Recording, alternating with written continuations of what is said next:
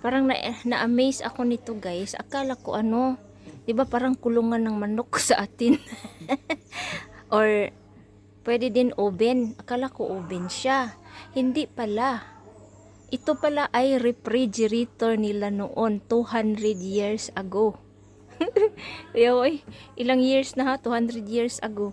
Tapos dito banda yung ice. Dito ilalagay nila yung ice. Tsaka dito yung ilagay yung pagkain mo. Ito hindi na kasi refrigerator ngayon syempre. Dito yung lagay mo yung pagkain mo dito.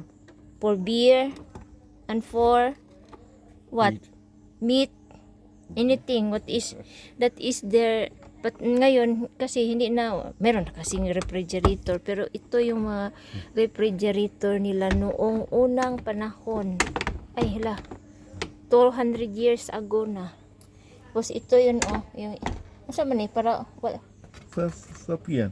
for beer. That comes out. Aha. Hala ka.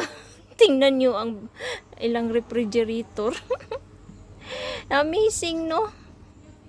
Akala ko ano, akala ko kanang kuan ba? Aparador or lutuan. Hindi pala. Refrigerator pala.